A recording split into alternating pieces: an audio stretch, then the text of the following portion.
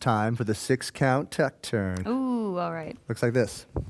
1, 2, 3, 4, 5, 6. 1, 2, 3, 4, 5, 6. Or 1, 2, 3, and 4, 5, and 6. 1, 2, 3, and 4, 5, and 6. Ha, ha.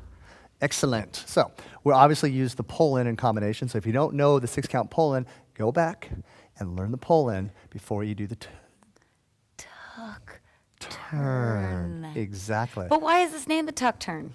Because I'm going to tuck Joe before I... Turn me. So the upper body work. I have a rock step, a tuck, and then a turn. And you notice I lifted my left hand over Joe's head. Let's do this towards the camera. A rock step, a tuck. Now as I lift it, leaders, I'm going to lift my thumb and open my fingers so we're flat-handed.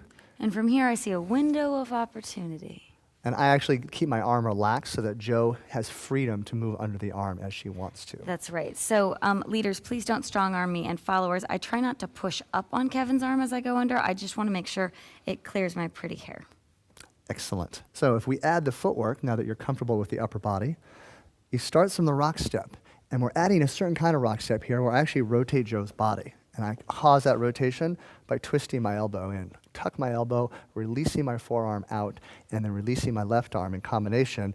And then Joe is amazing. She just follows that lead. She It's keeps pretty her body. impressive. So it feels like follows. I have a pivot point set with my left leg, and my right leg goes straight back, just like the other rock steps that we've shown you.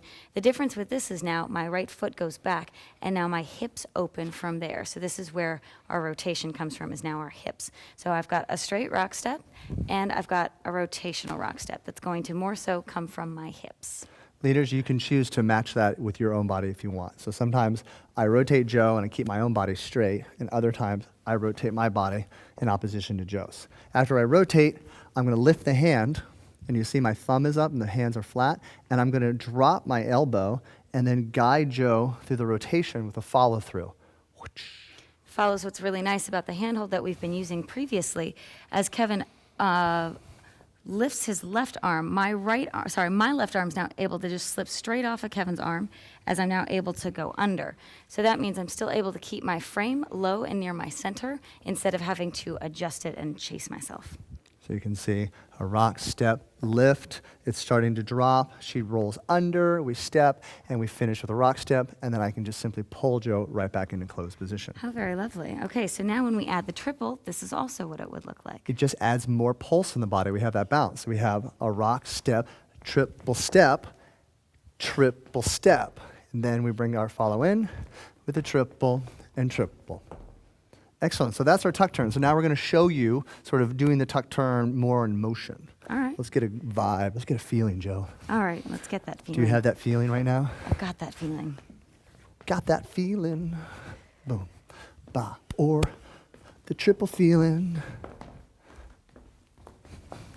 So follow, sometimes when I'm traveling the distance, even if Kevin's walking, I'll still maintain my triple footwork if I really feel like it would be fun to do, or if I need it just to get from point A to point B. And this is what we talked about in Combo 1, that my lead is suggesting, it's encouraging, but it's not absolute. Joe still has freedom downstairs. The idea is if she stays connected with me upstairs, we're still having a party. The last and final note is when we do this, the distance of ourselves. As I've come out, I try to still stay close so that when Kevin and I take a look at ourselves while we're balanced on one foot, we still have a little bit of a bend in our arms so that we're not overextended here. Now we're slightly too far away, but we want to make sure that we're close enough that it's comfortable. And then this way, Kevin can also lead me in a rock step from here. Rock, step, triple, and triple. So make sure that as you come to an open position, that you still have a little bit of a bend in your elbow. That's a decent reference point certainly to have.